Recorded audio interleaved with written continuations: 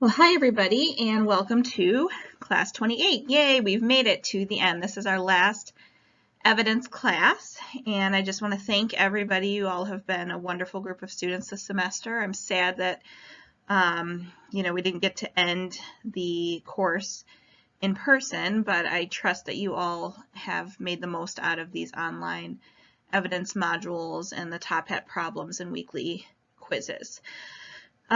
So this last lecture is sort of scattered a little bit. We move from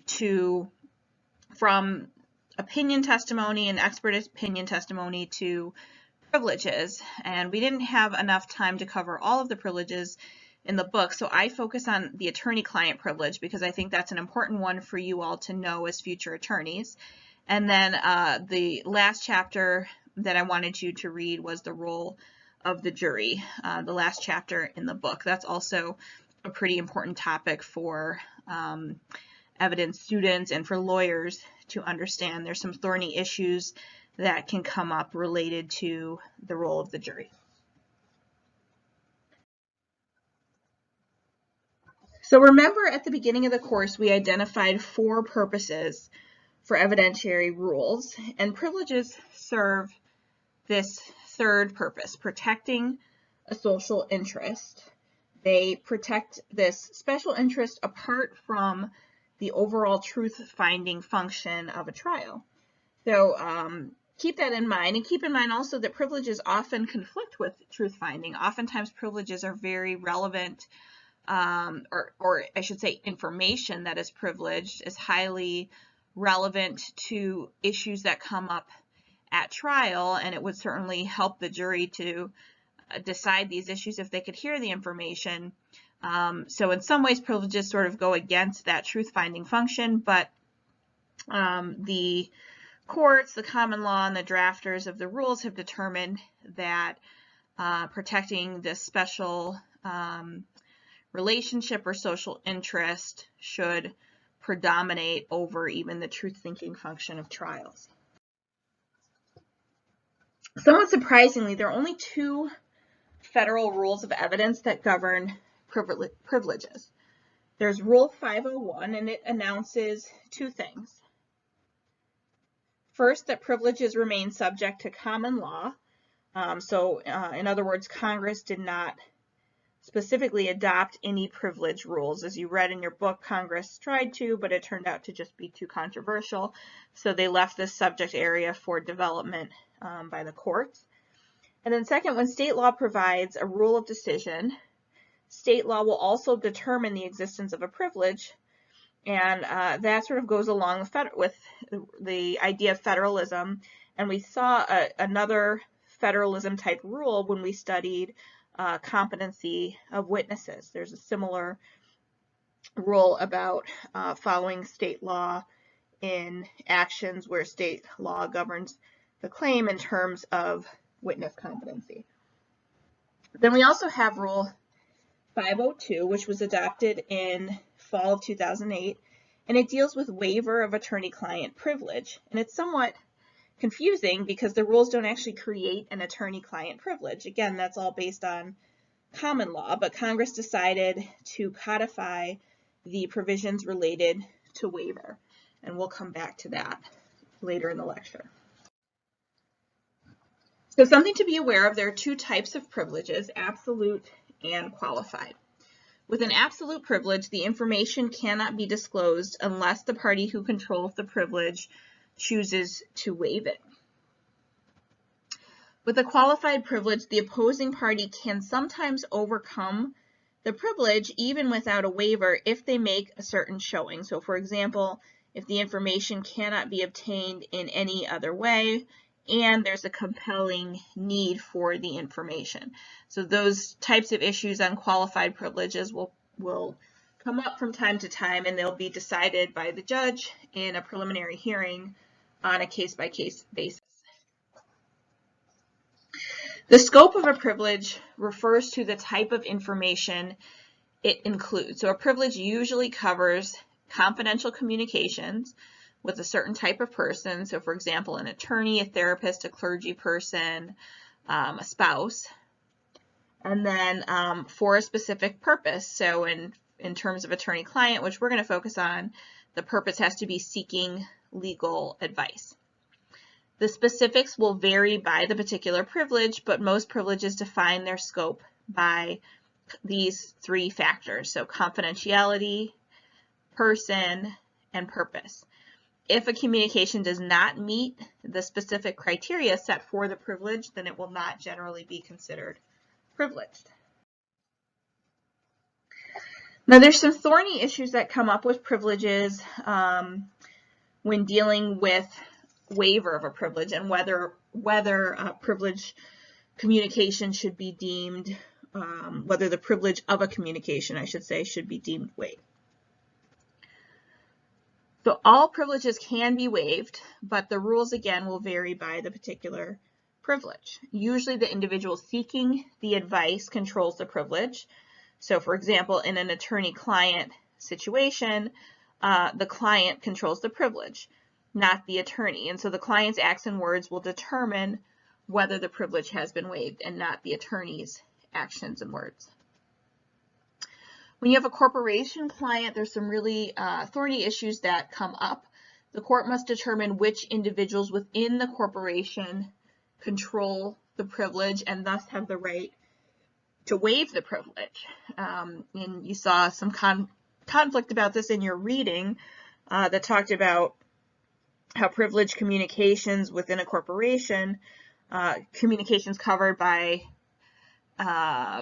mid-level managers or other people who are not the heads of corporations or CEOs, that they can still convey privileged information, but then they don't have the control to waive the privilege. Only the usually sort of the top tier of the corporation retains that control, and that can create problems for the lower employee who's deciding whether or not to disclose or release information that would otherwise be privileged.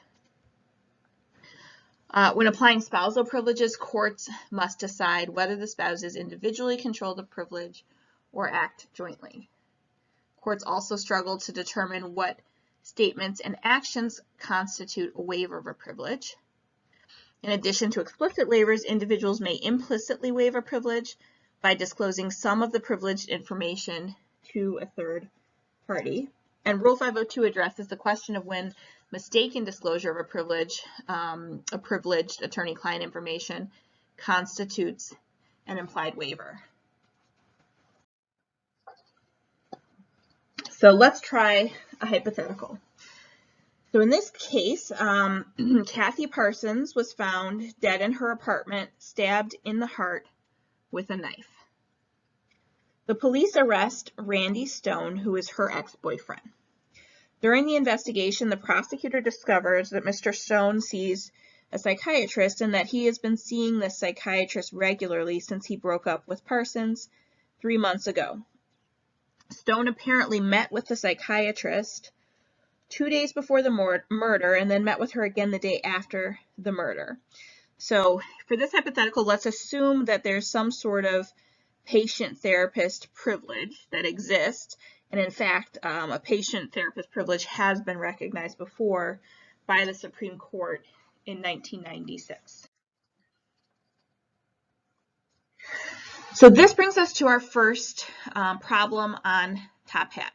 Which items of evidence, if either of these two, are admissible? One, the dates, or A, I should say, the dates of all of Stone's appointments. B, whether Stone ever threatened or admitted using violence against Parsons. 3, both of the above.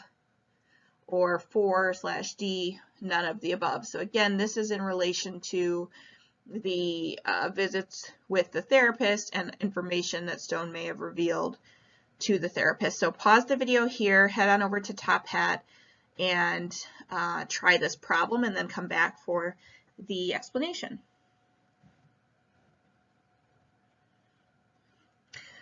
Great, so if you're listening, that means you've already answered this problem. And the answer is that the only item of evidence admissible is or are the dates of all of Stone's appointments. So the second one that you had to think about was whether Stone ever threatened or admitted using violence against persons in his communications with the therapist, with the psychiatrist, I should say. The problem is whatever the defendant told the psychiatrist, although it's likely to be useful information to a jury, I'm sure it's extremely relevant, it's probably reliable, it's not barred by the hearsay rule because this would be an opposing party statement. But despite all of that, this information would be covered by this therapist-client privilege because it's a communication. So despite the fact that it would be beneficial to let the jury know what Stone said, you can see sort of the policy reasons behind privileging or covering this information with a privilege. Because if you didn't, there'd be a significant chilling effect for individuals who seek treatment for mental health issues. So if they knew that whatever they told their therapist could be revealed to an outside person, a jury person, then that would certainly chill the relationship between the patient and the therapist. So therefore, information about Stone's statements to the psychiatrist, whatever they were, must remain secret. The question about whether to reveal the appointment dates is a little bit tricky too. I mean, there's no real reason to keep them from the jury on the one hand, but on the other hand, the dates don't really have that much probative value at all. So, for example, why bring them up at all if they'll only cause the jury to speculate as to what was said during these sessions? So an attorney could argue that the dates of the appointments are simply irrelevant to the matter, and that they're not helpful, they don't add anything to the jury's discussions under 401. But for purposes, at least, of this particular question on privilege, the dates of the appointments are not communications between the two parties, so the dates are not covered by any privilege, although another rule like 401 or 403 could potentially exclude those dates as well. So now let's turn to a more detailed examination of the attorney-client privilege. This is an important one for you all to understand as future lawyers who are going to be meeting with clients and giving clients information. You're going to be listening to what your clients have to say to you, and so it's important for you to understand what your obligations and rights are under the federal rules and then under the ethical rules as well. So the elements of an attorney-client privilege, there are 5. There's a need for communication between a client and a lawyer that is confidential and that concerns legal advice. And that word legal is underlined because some attorneys give non-legal advice, and just be aware that non-legal advice is not covered by the attorney-client privilege, even if you are an attorney giving that advice to somebody. So there are 2 policy concerns behind this privilege. One is effective legal representation, which requires open, honest communication between the lawyer and client. The attorney can't effectively represent a client without all the pertinent facts, but a client would certainly be unwilling to share certain information, especially incriminating information, if they knew an attorney would then go and disclose it in court or to the prosecutor. The privilege also promotes privacy and confidentiality as important ends in and of themselves. The attorney is the client's representative. Attorneys have 2 overlapping commitments that they owe to their clients. One comes from the rules of professional responsibility, and that is the commitment of confidentiality. This prevents an attorney from disclosing information the client wants to keep confidential, and that includes not just information provided by the client, but it can also come from a third party. There's also the attorney-client privilege. That's an evidentiary privilege from the rules of evidence, and it prevents an attorney from offering testimony or other evidence about confidential client communications. So it focuses on communications, and that's really what the bulk of the chapter that you read on privileges is about. The book doesn't really go into confidentiality as much because that is covered in professional responsibility courses. So here's a hypothetical based on a recent news story. John Tashiro worked for a prominent California law firm. Among other duties, he ordered supplies like index tab dividers. So he ordered a lot of index tabs, over $1 million worth, but his firm never received the tabs. According to investigators, Tashiro conspired with workers at the supply company to defraud the law firm of the $1 million, which Tashiro then split with these suppliers. So for purposes of this exercise, we'll assume that Tashiro hired a lawyer after the investigation had started, and the lawyer talked with him to prepare a defense. Assume that there was no discussion of any new crimes, just discussion of how to defend against the existing charges.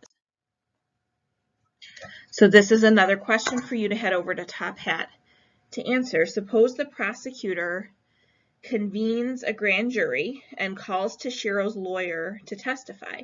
Can the lawyer assert the attorney-client privilege and refuse to testify about conversations that she had with Tashiro? So take some time to answer that and come back over here for an explanation. The answer to this one is yes. This is the classic use of attorney-client privilege. The privilege belongs to the client, of course, but the lawyer not only can, but must assert the privilege on the client's behalf. The privilege applies all of the time, not just at a trial. It applies to all points of litigation, and we talked about that at the very beginning of the semester when we talked about some of the preliminary stages of litigation and what rules, if any, applied and when. The privilege never ceases, and it can even apply to to stages of the case that sort of predate the actual filing of any charges. So it applies to grand jury proceedings, pretrial hearings, every other stage of litigation, including discovery. In the discovery phase, lawyers often will assert the privilege to withhold documents from the other side. And of course it applies, for number 3, it of course applies to people who have broken the law. That's the whole point. If it didn't apply to people who broke the law, then the privilege would never apply to criminal defendants. And we know that that is not the case. So here's another case that made the news a few years ago. Michael Chapman returned a printer to a Target store in Augusta, Georgia, and when the clerk at the store looked inside the printer to check the condition, she found realistic-looking copies of $20 bills. Chapman ran from the store when she made the discovery, but she called the police, and the police were able to apprehend him. In his wallet, they found several fake $20 bills, and he was charged with counterfeiting. So another question for you to head over to Top Hat to answer. Suppose that Chapman's cousin recommends an attorney. Chapman visits the attorney for an initial consultation. After discussing the case for about 15 minutes, the attorney says, "I'm sorry, I'm licensed to practice only in Florida. You're being charged in Georgia, so you need a Georgia attorney." The question is Chapman's discussion with the Florida lawyer privileged, even though that lawyer obviously is not going to be able to represent him? So look at your 4 options, take a moment to answer, and then return for an explanation. Okay, so the answer to this one is yes. So the privilege protects discussions with any attorney, including one licensed by another jurisdiction, including one that the client ultimately does not end up retaining. An attorney is considered any person who's authorized to practice law or who the client reasonably believes to be authorized to practice law. Here we don't have to worry about Chapman's reasonable belief because the privilege covers the initial consultation, and there's no requirement at all for any type of payment.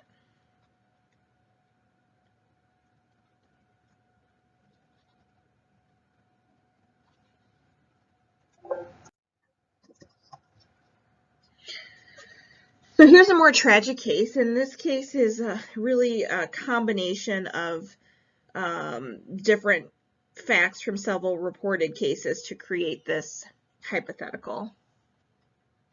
So in this hypo, 5-year-old Diana Jones was sexually molested and killed in her bedroom. There was no signs of forced entry into the home, although several ground floor windows were open. Diana's father, Smith, met with an attorney for several hours the day after the murder, and then Smith disappeared. His whereabouts are now unknown.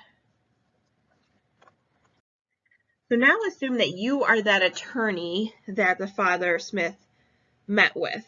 Let's say that Smith hired you to defend him on the charges of murder and child molestation. Smith confessed guilt in molesting and killing his daughter to you. He said nothing about planning to leave town. In fact, you assume that he hired you because he expected to go to trial. Nor did he say anything about committing any future crimes of any type. So our next top hat question, what happens if the prosecutor subpoenas you to testify before a grand jury? You would like to disclose Smith's confession. I mean, he's gone now. You presume that he's, changed his mind. He's not going to hire you. Disclosure of his confession would certainly bring closure to the wife and the rest of his family. And your testimony could redirect the police investigation, ending expensive exploration of other leads, and focus further efforts on finding Smith. So if you want to, can you disclose Smith's confession to the grand jury? You have several options, either yes, because he's no longer a client, yes, there's a compelling need, yes, Smith might commit more crimes, or no.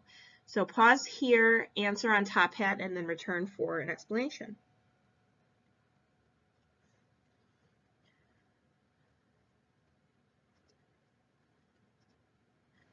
Great, so the answer to this one might surprise some of you, but it's no.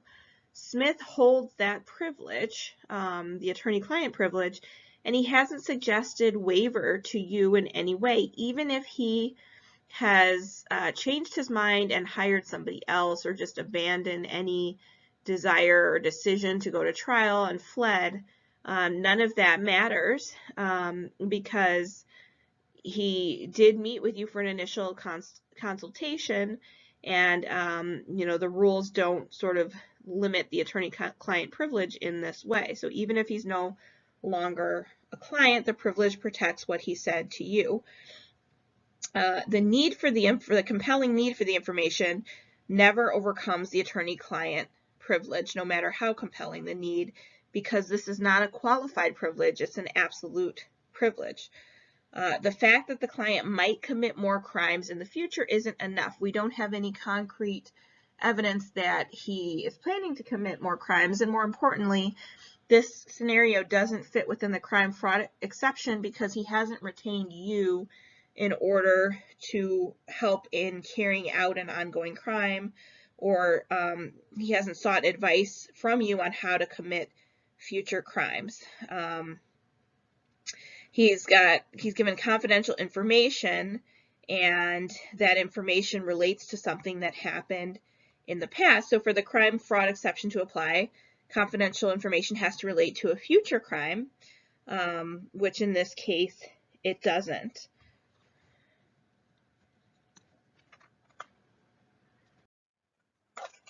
What about this question? Suppose that the police find another suspect named Frank Garfield. He's a homeless man who was seen wandering the neighborhood. There is a little bit of circumstantial evidence linking him to the crime, but he maintains his innocence. Garfield subpoenas you to testify at his trial. You know that Garfield is innocent, that he may be convicted of murder and could even be sentenced to the death penalty. So the question is, would revealing Smith's confession under these circumstances violate the attorney-client privilege, yes or no?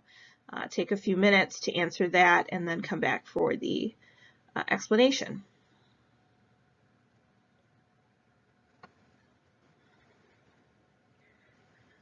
Okay, so the answer to this one is also yes, that it would violate the attorney-client privilege, and a court probably would not allow you to do it.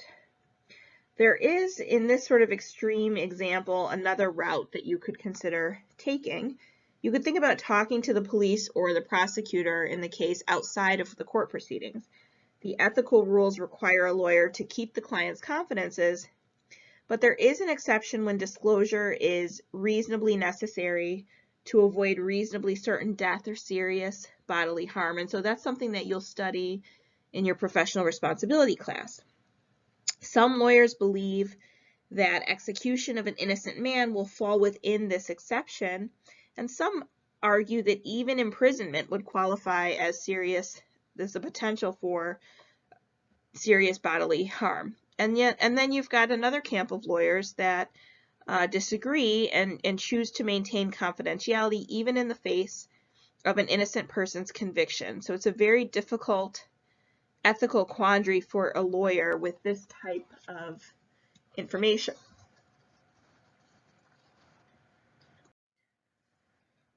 Okay, so let's turn to a different fact pattern. So let's say that IBM, the computer company, sues CompuWare for infringement of patent on its newest circuit board pictured here.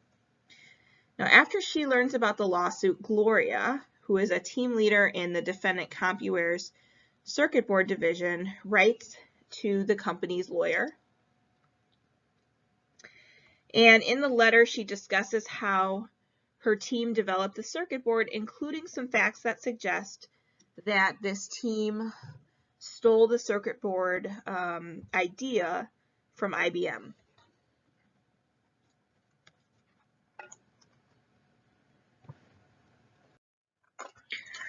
So again, jump back to Top Hat. The question is this letter to the company's counsel from Gloria privileged? Either no, it's not because she's not the CEO or board member. 2, only if her boss told her to write the letter. Or 3, probably yes under Upjohn. Those are your 3 options.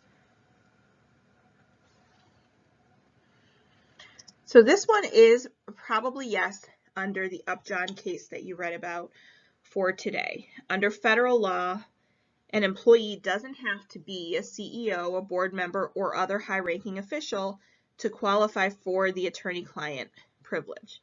So courts use this functional multi-factor test to identify which employees qualify as a client in a corporation setting, and those factors are outlined in the Supreme Court's 1981 case of Upjohn versus United States. There, the court refused to articulate one single broad rule about whether a particular employee is going to be considered a client in this circumstance, but it articulated several factors for courts to weigh, and no one factor is dispositive, but those include questions like, did the individual provide information directly to the company's counsel to help the company secure legal advice? Did the individual know that this was the purpose of supplying the information to the counsel? Did the individual provide information at the request of a supervisor? Did the communication relate to matters within the scope of the individual's duties? Could others provide this information to counsel? And did all the parties treat the information as confidential? The key fact in cases applying Upjohn does seem to be the scope of the employee's duties. So if an employee speaks to an attorney about matters within his or her duties and satisfies the other standard components of the attorney-client privilege, meaning speaking confidentially to the lawyer for the purpose of obtaining legal advice, then the communication is most likely to be privileged.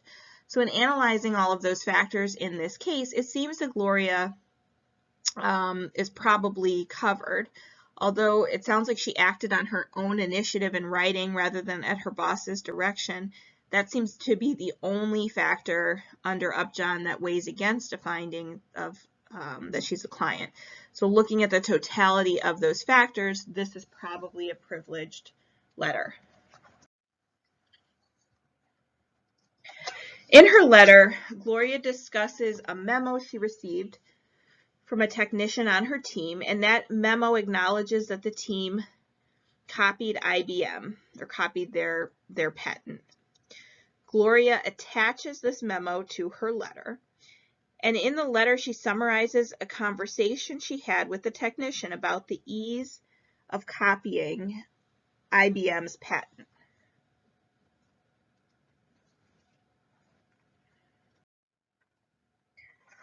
So let's say that during discovery, IBM requests that CompuWare disclose all memos related to the circuit board.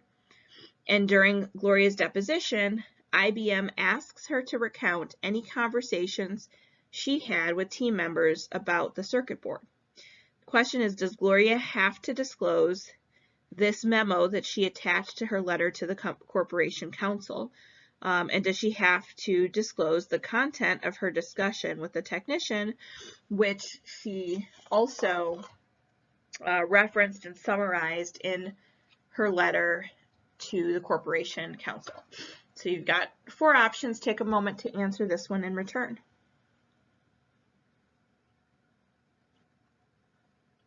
So the answer to this one is that during discovery, Gloria will have to disclose both of these.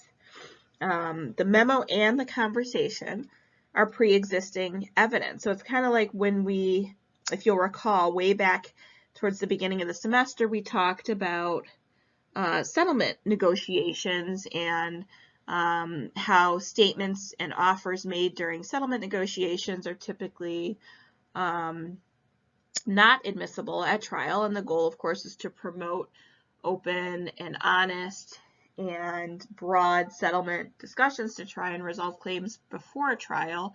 But the one thing that people can't try to sneakily do is bring pre-existing evidence to the settlement conference table in hopes of sort of protecting those items or those documents, shrouding them, so to speak, so that the other side can't then have access to them.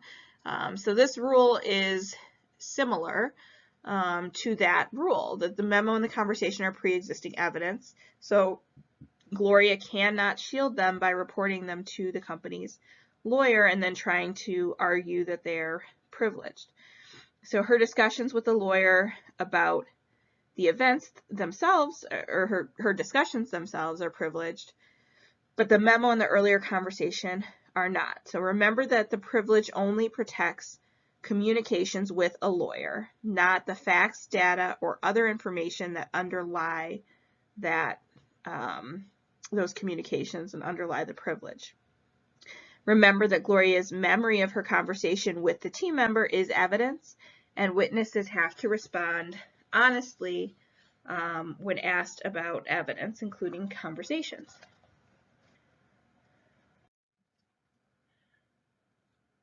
Now, Gloria's letter to the lawyer, of course, is still going to remain privileged. That's the one in which she confessed some facts that might incriminate her and the other team members. But suppose that CompuWare's CEO decides to waive the privilege and disclose the letter. He's going to let Gloria and her team take the fall for CompuWare. Can the CEO do that? You have 4 options: yes, no, only with Gloria's consent, or only with the lawyer's consent. Take a moment, try to answer that one, and then come back for the explanation. Okay, welcome back. The answer to that one is yes, from your reading. Under Upjohn, a middle manager like Gloria may count as the client when communicating with the attorney, so the privilege will shield her communications, but the CEO or the board of directors control waiver of the privilege. Upjohn does not determine waiver. Only the corporation's, quote, control group may decide to waive the privilege. The CEO then becomes the only real client for purposes of waiver, and the CEO can waive without getting consent of other affected employees. the CEO might get the board director's consent, but that's usually pretty easy to do. You certainly don't need the lawyer's consent. So employees in a situation like this, where there's potential civil or criminal liability, are often advised to retain their own private attorneys prior to responding to any sort of disclosure requests and prior to having these types of confidential communications with the corporate lawyers. That would be smart, but it's difficult, it's expensive, and unfortunately a lot of employees simply don't have the resources to do so. So let's change the fact pattern. We're going to have a more honorable CEO who sticks by Gloria and the rest of the team. After IBM files its lawsuit, Gloria writes a memo to the CEO summarizing her team's actions as they relate to the lawsuit. IBM then sends a discovery request for any and all documents related to the development of CompuWare's circuit board.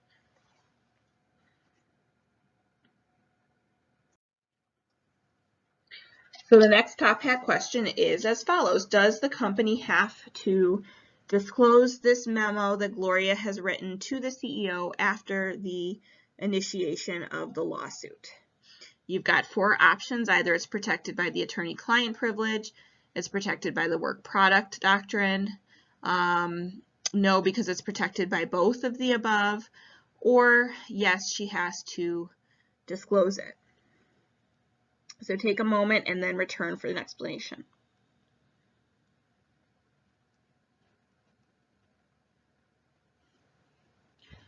So this one is protected by work product. Number 2, or letter B. It's not protected by the attorney-client privilege because it's not a communication with a lawyer. So remember, for attorney-client privilege, to apply, it has to be a communication with a lawyer, and in that way, attorney-client privilege is somewhat narrow, whereas the work product privilege is much more broad. It covers documents that are made in preparation for litigation, and this was something that I told you was created after the filing of the lawsuit. So it was clearly in preparation for litigation, and preparation by the client alone or the attorney alone will qualify as work product. So this table summarizes some of the important differences between the two doctrines, the attorney-client privilege and the work product doctrine. The work product doctrine applies only in anticipation of litigation. It's a rule essentially of civil and criminal procedure. The attorney-client privilege applies to any receipt of legal services. The attorney-client privilege is limited to communications between the attorney and the client, whereas the work product doctrine protects documents that either side prepares. The attorney-client privilege is completely absolute. It can't be overcome by a showing of substantial or compelling need. Work product, on the other hand, is qualified with respect to the facts of the dispute. So under some circumstances, an opponent can get access to factual work product. However, note from your reading that when work product contains mental impressions, legal theories, conclusions, things of that nature, then it is absolute. And the Upjohn case from the textbook gives some examples of the differences between the two. Now I want to briefly discuss Rule of Evidence 502. This is a relatively new rule of evidence. The rule governs waiver of both attorney-client privilege and of work product, and it distinguishes between two categories of waiver. First, there's the intentional waiver, where a party purposefully produces a document that would otherwise be privileged. And a question that sometimes arises under intentional waiver is, can the opponent get anything else? Then there's also mistaken disclosures, and that is the oops, I didn't mean to send that document over situation, and it deals with how to handle that. So when a waiver is intentional, the party must disclose other information that meets two criteria. First, if it concerns the same subject matter. And second, if it ought in fairness to be considered with the intentionally disclosed information.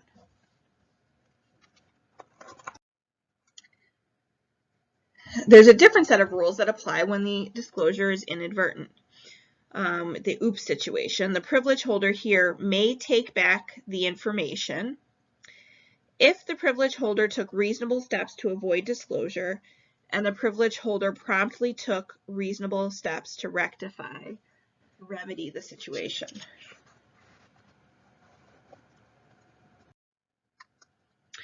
So here's just one example to illustrate the type of case that Rule 502 is intended to deal with.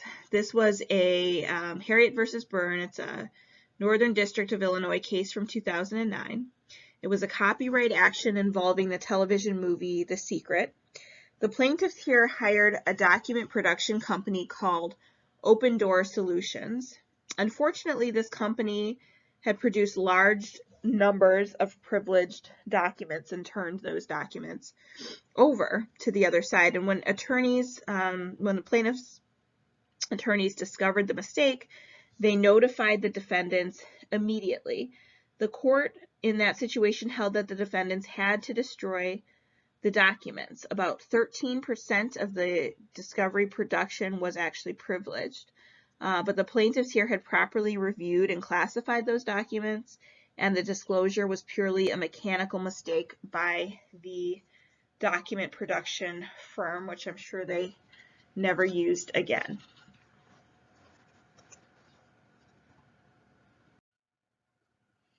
The final chapter in your reading for today and for the semester, in fact, discusses the limits on juror testimony to impeach verdicts. So we return to a rule, 606, that we discussed way back in the beginning of the semester when we talked about competency of witnesses to testify under 606A. So now we're going to talk about the second half of that rule, 606B, which deals with competency of jurors to testify, and in particular to testify in order to impeach their own verdict.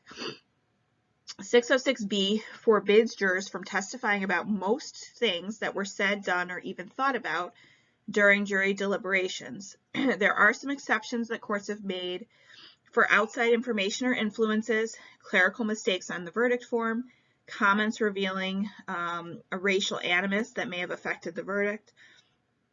From reading the materials, you know that some juries have way more fun than anyone would otherwise imagine, and perhaps to your surprise, even where that fun, including alcoholic beverages at lunchtime and smoking marijuana, even when that fun arguably influenced the verdict, or at least the juror's ability to remain awake and attentive during trial, the jurors cannot testify at this or about this information.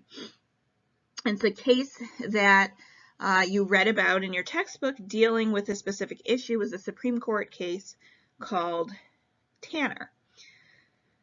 So what happened in this case is that Tanner and his co-defendant were convicted of mail fraud, and after the trial, a juror contacted Tanner's defense attorney and told him that several jurors had gotten drunk repeatedly during lunch breaks and slept through afternoon sessions. Another juror revealed that he and 3 others had smoked marijuana regularly throughout the trial, and 2 others had used cocaine during the trial. Tanner moved for a new trial and offered the juror statements as evidence to support the motion. The lower courts rejected the juror statements and refused to allow the jurors to testify under 606B and denied the defendant's motions for a new trial.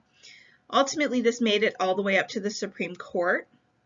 The Supreme Court affirmed the lower court decisions, agreeing that 606B barred the jurors' statements about sleeping, about alcohol abuse, and about the use of illegal drugs. the court reasoned that all of these allegations referred to the jury's internal behavior and internal decision-making processes, and the court held that they resembled allegations of physical or mental incompetence, which the court had historically treated as internal rather than external matters. So that the court really makes this distinction between internal versus external. Internal being matters that take place sort of inside of the jury room, inside of the individual juror, versus extraneous or external matters, things that occur outside of the jury room. The court was really concerned about allowing a barrage of post-verdict scrutiny, which would taint the jury process. So Tanner suggests that an influence is external, as I mentioned before, only if it comes from outside the jury room rather than originating within the jurors themselves. Another sense I got from this case is that courts will really stretch, I think, to label ambiguous situations as internal, because I think there's a fair argument that, the drinking and the alcohol and all of that happened technically outside of the jury room. And so if we're trying to draw this distinction, why not consider that an external matter?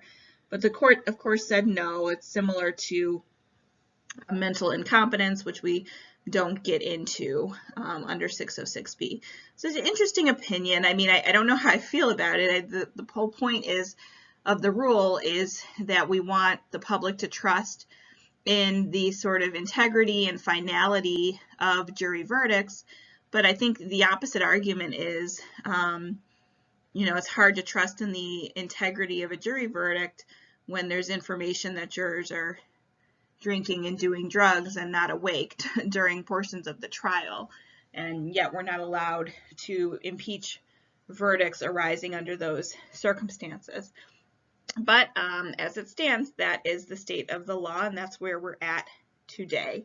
Thus, Rule 606B puts jury decision-making into a black box, and we simply do not often get to peek inside of that box.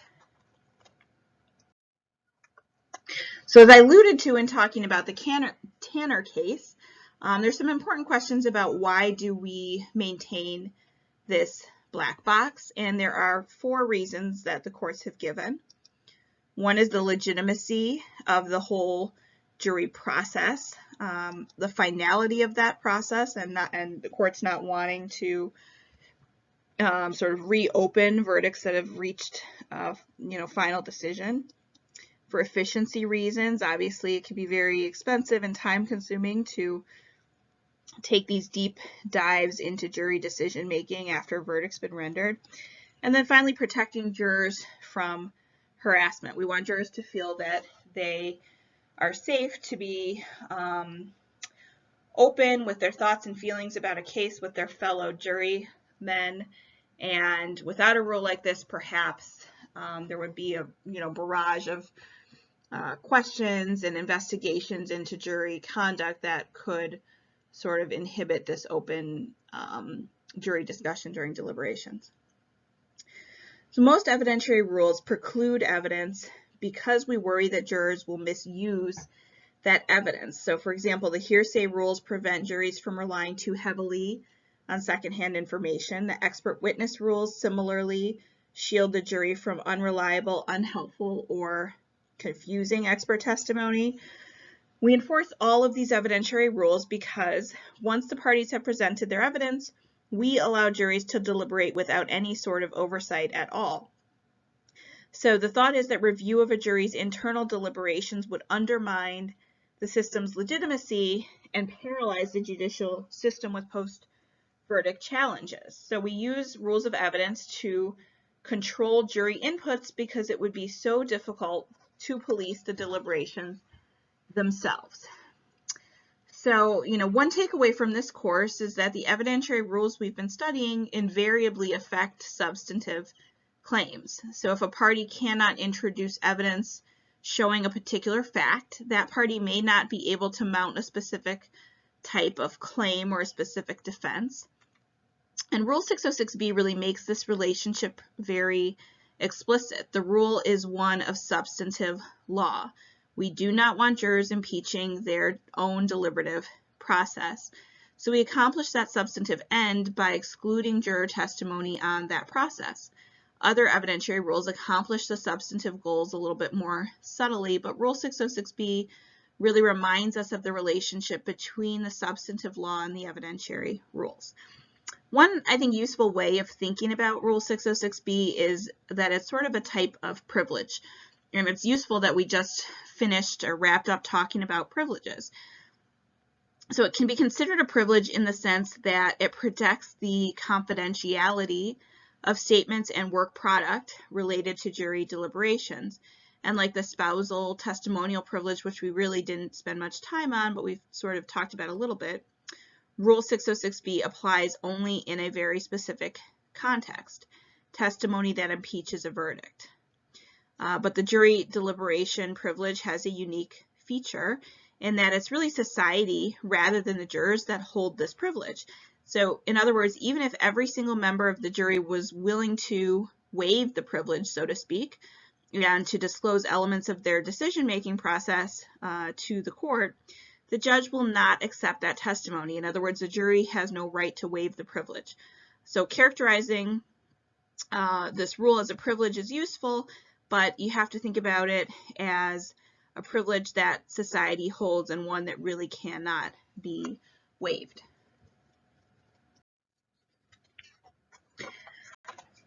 So that begs the question, if the privilege can't be waived, are there ways to peek into that black box? And as you know, the answer is that there are some ways of doing that. The rule allows us to peek into the box and monitor jury behavior in four different ways. First, 606B only bars juror statements that are raised after a verdict has been reached. So jurors may notify a judge of problems with the deliberations or of misconduct of another juror before a verdict, and nothing prevents the judge from holding a hearing and taking testimony from other jury people during deliberations. Also, Rule 606B bars only juror testimony. So anyone else in the courtroom that's witnessed suspicious behavior can testify. So a bailiff or others can testify about the behavior. If so in the Tanner case, for example, if a marshal had attended the lunches where the Tanner jury people were drinking excessive amounts or had witnessed somebody smoking marijuana or using cocaine, then certainly that marshal could testify even after a verdict has been reached about the jury misconduct, and that would be a way to potentially impeach the verdict. Third, 606B allows testimony about outside influences or extraneous prejudicial information. So, for example, attempts from non-jurors to bribe, coerce, or otherwise influence somebody on the jury. So if that sort of thing happened, then the juror could testify about it even after a verdict's been reached. Another example the book gives is if a jury person read outside information, did something they weren't supposed to do, basically talked about the case with the family member, or watched news media, read news articles about the case during the trial, and some of that stuff influenced their verdict. They could testify with a caveat. They could testify about the extraneous information, but as we'll see, not about the impact that that information had on the verdict. The last way to peek into the box is 606B will allow testimony about simple clerical errors, and that's pretty infrequent that something like that would happen. That's the whole reason why the court polls the jury after the verdict, just to make sure that the verdict accurately reflects each and every jury member's vote.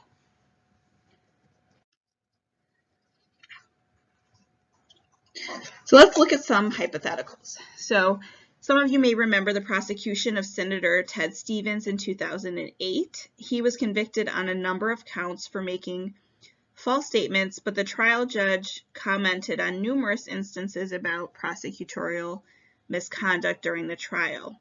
So after the Department of Justice changed hands, it moved to vacate Stevens' conviction, which the district court did. But in addition to the prosecutorial abuses, some of the jurors in that case engaged in rather strange behavior. Shortly after the jury started deliberating, it sent a note to the judge, and the note read as follows, and it appears on your screen.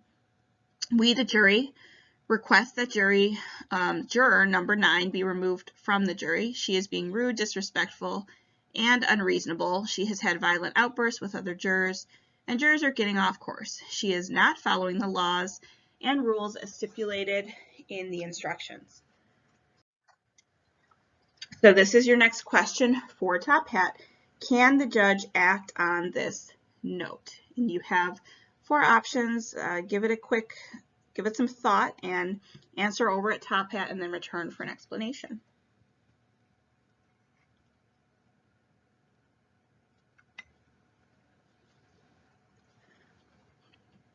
So can the judge act on the jury's note? The answer to this one is yes. The judge can act on the note and can ask for jurors' testimony or affidavits. This wouldn't violate Rule 606B because this is before a final verdict has been reached. As I told you, this note was given to the judge during deliberations. We don't have to worry about hearsay or character evidence or any of that because this note isn't being admitted into evidence. The trial is already over.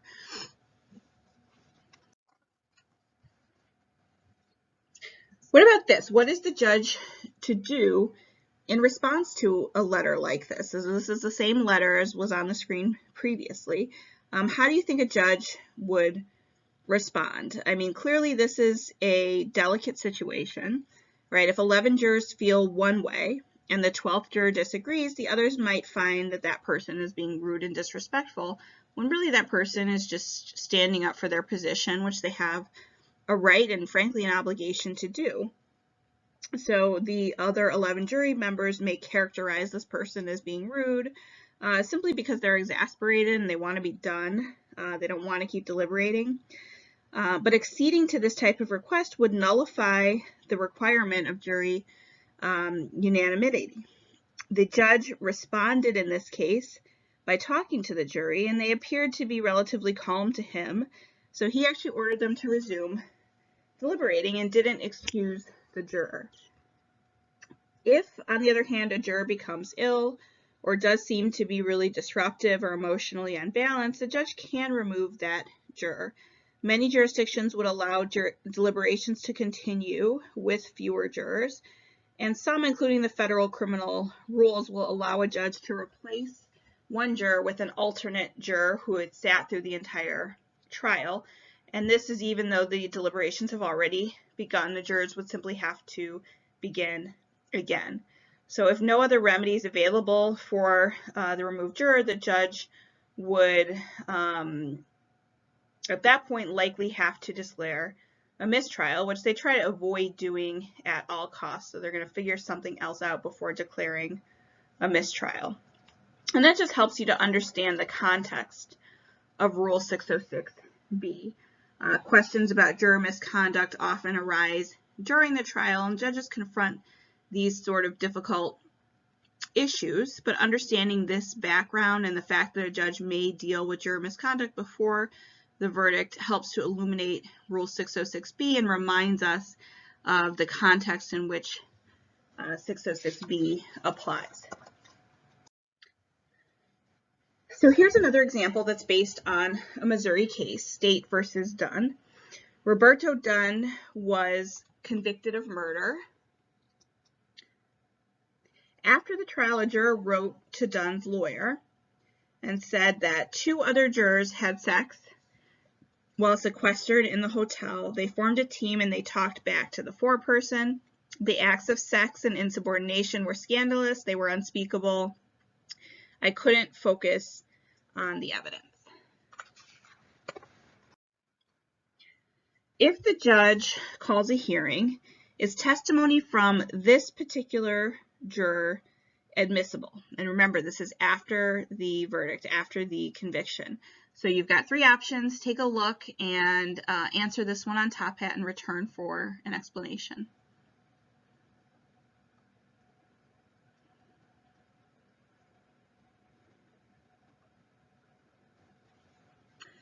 Okay. So the likely answer to this one, although it's sort of a close call between, I think, 2 and 3, but the likely answer is 3, no. Even though the sex occurred outside the jury room, so if you pick the second option, I can understand why.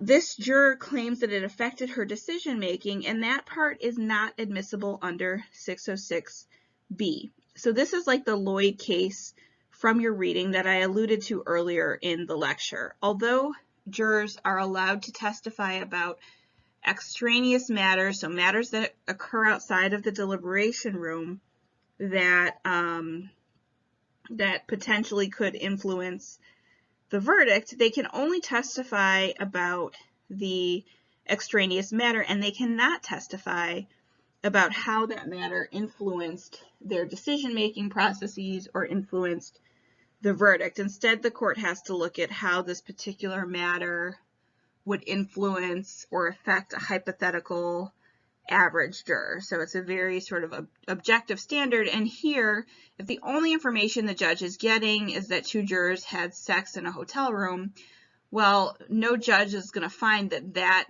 piece of information alone is going to influence the hypothetical average jury member's vote or verdict. And so it simply becomes irrelevant information at that point. And that's why I say that this testimony is probably not admissible at a hearing for a new trial.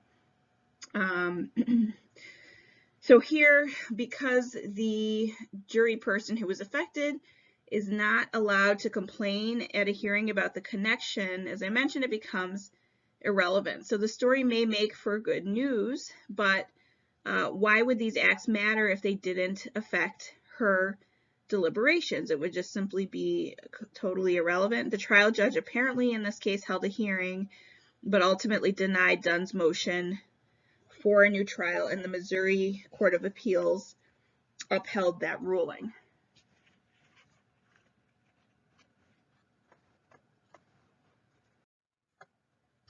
Here's a case decided not too long ago in the Fifth Circuit, U.S. versus Jackson. A jury convicted Jackson, a federal prisoner, of killing another inmate. And during the penalty phase of the trial, the judge instructed the jury about life without parole, or LWP, and told the jury this means that Jackson never gets out. Ultimately, the jury voted to impose the death penalty. But there was testimony from jurors after the fact that we thought that Jackson could be released, and that influenced our decision to impose the death penalty. So for some reason, some of these jurors had misunderstood the judge's original instruction about what LWOP is what they call it, or life without parole, means. So your top hat question is this juror's testimony, or these jurors' testimony, admissible at a hearing to try to overturn the verdict on the death penalty? Either yes, courts can always inquire whether jurors misunderstood instructions, or yes, exacting scrutiny is needed in death capital cases, or 3, no. So take a moment to answer that and then return.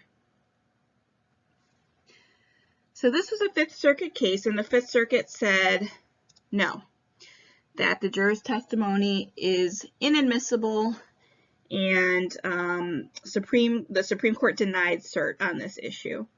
So, you know, the takeaway from this is that 606B precludes testimony even about misunderstanding instructions given by the court. That's no different than any other type of information about jury decision making, which we're not allowed as I said, to look into because the jury is a black box. This is an internal matter, not an external matter. And, unfortunately, there's no exception for death cases. I think there should be, and I think some would agree with me, but at this point, courts have not provided for any sort of exception in capital cases.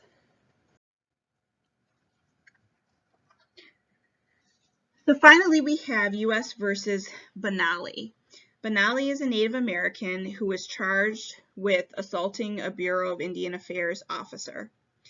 During voir dire, which you should recall is that initial questioning of prospective jurors at the very beginning, before a trial even starts, in order to pick a panel of jury people. So during voir dire, the judge asks the following questions of the jury prospective jurors. Would the fact that the defendant is Native American affect your evaluation of the case? Have you ever had a negative experience with individuals of Native American descent? All those who were accepted on the jury panel had replied no to these two questions.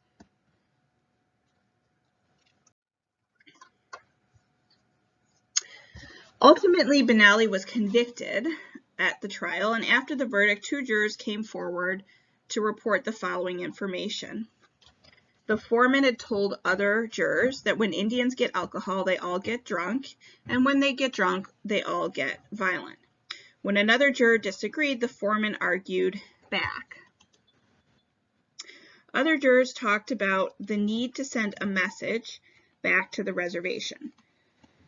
So these two jurors that had come forward were willing to testify in favor of a new trial for Mr. Benally. So think about what arguments a defense attorney might make prior to the last case in your reading for today, the Pena-Rodriguez case. Prior to that case, what arguments could a defense attorney have made to admit this testimony despite Rule 606B? I think the answer is that the defense could try at least to argue that racial prejudice is somehow an outside influence. But again, I think that's a tough one because of the line that was drawn by the Supreme Court in Tanner, right? Anything that originates within the jury person himself or herself is going to be considered an internal matter.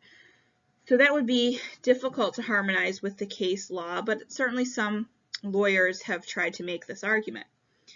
The other argument, of course, is what ultimately worked in the Pena-Rodriguez case, which is that Rule 606B should recognize an exception for racial bias because the Sixth Amendment guarantees all criminal defendants a fair and impartial trial, and that works in tandem with the idea of due process and equal protection under the law. And then a third argument that a defense attorney could make is that the evidence showed that the jurors lied during voir dire when they said they were unbiased. Thus, the evidence is offered to prove lying during the initial jury voir dire and not specifically to impeach the jury's verdict or deliberations. So in the Benally case, ultimately the trial judge accepted that final argument. That really what the jurors were doing was they were impeaching the voir dire process, but not their own verdict. The trial judge accepted that and granted Benally a new trial. And this, of course, was before Pena-Rodriguez. Now, after Pena-Rodriguez, the argument would be based on racial bias. So before the Supreme Court's decision in Pena-Rodriguez, several lower courts had struggled with the question of whether 606B precludes evidence of racist statements made during jury deliberations in a criminal case. Most courts were unable to find such an exception, even for the most hostile of statements, and the Supreme Court's earlier decision in the Werger case seemed to confirm that sort of strict interpretation of the rule. But the Supreme Court really surprised a lot of observers by finding the Sixth Amendment exception to Rule 606B. And that was in Pena-Rodriguez that you read about.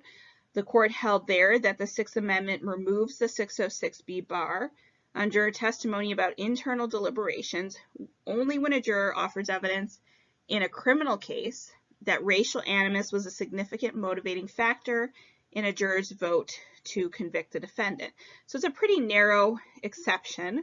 The comments of the Supreme Court in that case focused on the unique historical, constitutional, and institutional concerns about racial bias in the judicial system, which suggests that the holding was really meant to be limited to racial bias and not to other forms of claims such as sexism or sexual orientation or religious bias. So I'm just curious about what you guys think about the result of the Pena-Rodriguez case. Do you think the court will be able to limit the exception to statements expressing racial bias, or should it limit the exception in some other way? Should it, I should say, broaden the exception in some other way to include religious or gender hostility? What about sexual orientation? All of that is arguably just as offensive as racial animus. So just something to think about. Of course, we're online now, so unfortunately we can't have a discussion about it. If we were in class, I would love to hear your thoughts. But this brings our final lecture to a conclusion. I've really enjoyed working with you all this semester, and I'm glad that we got as much time as we did in the classroom. I, of course, wish that we were able to finish out the semester together in person and not in this way, but I do look forward to continuing to talk with you all through our discussion boards and hear from you all through email or however you'd like to reach out to me. Please remember that I'm always available to hold office hours via, I'm now becoming versed in Blackboard as well as Zoom, so reach out if you need me at all. All right, thanks again, guys, for being a great group, and good luck with your studies.